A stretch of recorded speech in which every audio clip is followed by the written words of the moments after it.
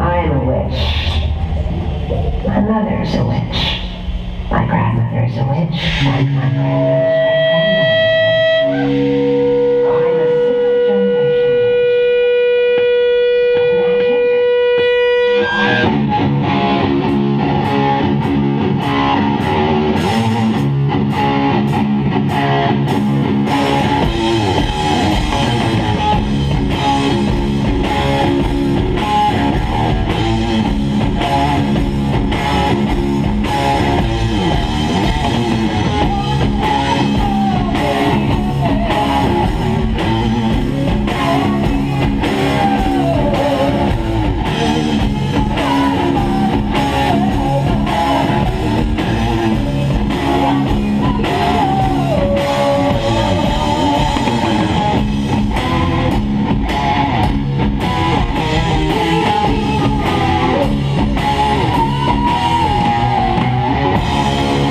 This is Jimmy Cav's Tape to Broadcast, a 5150 interview series in Bulldozer Magazine here on a very lovely Friday evening in the city of Silver Lake at the Echoplex. And let me just say this.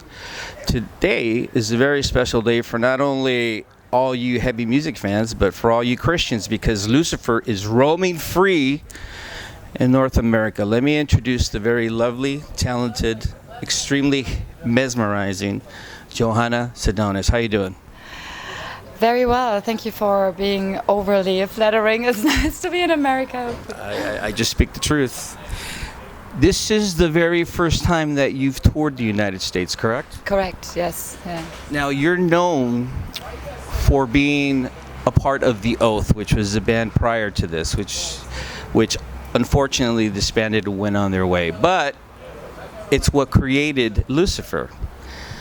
My first question to you is how are you enjoying this new project that you've engaged after such a shocking disbandment? Over here in North America, it was very, very shocking. People were enjoying the record, waiting for for you to tour it, and then boom. How are you enjoying this new version of your new project? Extremely much, because like you said, for me it was shocking too. Was it really? It was, yes. I loved The Oath, and I actually had plans, for The Oath to be my long-term band. There were things that got cancelled that people don't know about, that were supposed to happen and so on. So it was quite devastating for me. So I thought it's a good survival tactic to just turn this whole negative thing around and move forward straight away. And so I sat down and thought, okay, I'm going to make a new band, and I'm going to make it even more so my thing. And I managed to, within 1 year, go through this, and we just released an album, and now we're here, so everything is happening that I thought would happen for The Oath, so. And as much as I love The Oath, Lucifer is even more so my thing. So I'm extremely happy about this. Let me take in Dino, our bass player, because he's approaching us. One of the things that's very interesting for me about Lucifer is the fact that even though this genre of music is quote-unquote here in North America and abroad very popular, very marketable, there's now a demographic for it. What I enjoy about Lucifer's music is that there's some real sincerity. And what I mean by that is that you're not writing music that appeals to that crowd. You're writing music because this is what's coming from within. Obviously, there's a big influence of the 70s sound. There's a big influence of the psychedelia. There's definitely what I really observe in your music, a heavy influence in harmonies and melodies, which is very refreshing because, especially here in the United States, everyone is focused on just heaviness. Let me ask you, when you first started writing for Lucifer, what did you envision of where you wanted to go with this project? Yeah, the original idea was to kind of take a bow towards the great bands of the 70s that are kind of the forefathers of heavy metal. And I mean, all of us, have been in many bands over many years and explored all the different extreme subgenres of metal. And I know exactly what you're saying, things get more bottom-endy, heavier and heavier. But I think for music to be heavy, it doesn't necessarily have to be defined by the sound being heavy. And I also think that, once you go through all these phases, and I think every heavy metal or rock fan or whatever can say this, you listen to all these different things and go through phases and so on. But in the end, you always kind of, after filtering through it, realize that there's a reason why these great bands, like Sabbath and Deep Purple and so on, they are timeless because they are just that good, and there's a reason why everything that came after, is kind of based on that core, that original kind of spirit of that music. And by now I'm listening to the music my parents have listened to. I never thought that would be the case. I had a phase where I was listening to death metal and black metal for many years. And same, all of us in the band have been, but it always comes back to the classics, right? I would say so, yeah.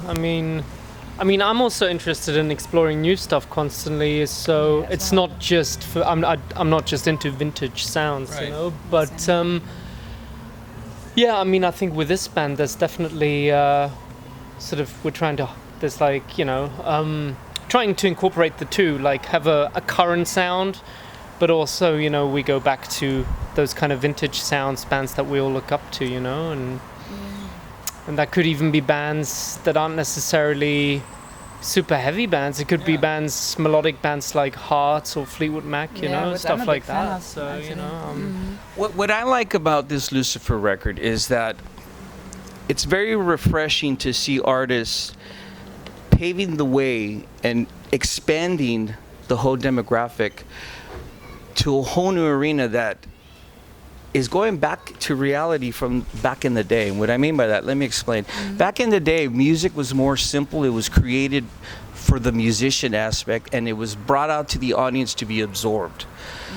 Throughout the decades with marketing and all that, videos, and to where we're at present day, it seems that there are a few artists that really are capturing that essence. It's always more toward image. It's more toward the antics. It's more to the appealing the audience. When I listen to a Lucifer record, you mentioned Heart. It's very interesting that you say that because it really has a sincere rock and roll element, but with a fresh new sound. It's not being rehashed. It's not being, redone. It's not packaged. Yeah.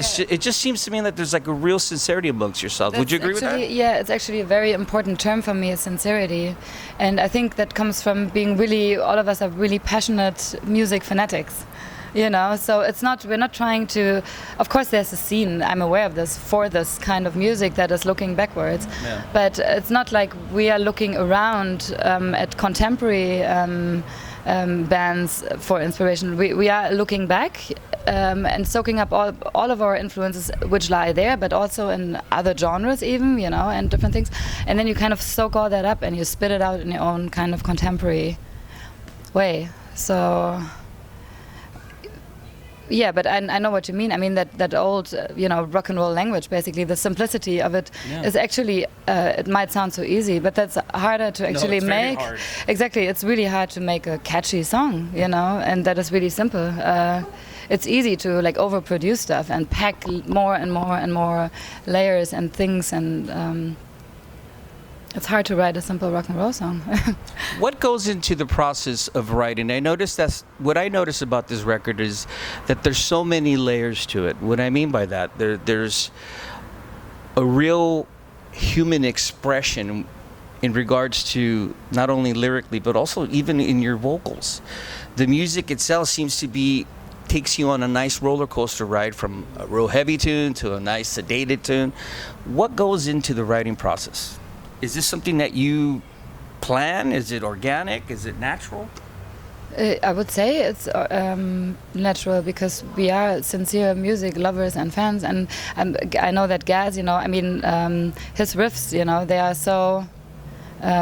He used to play in Cathedral, and I used to be a Cathedral fan as a teenager. Yeah, and that would take me away back then, So that's a very good foundation for me, to put something on top of it.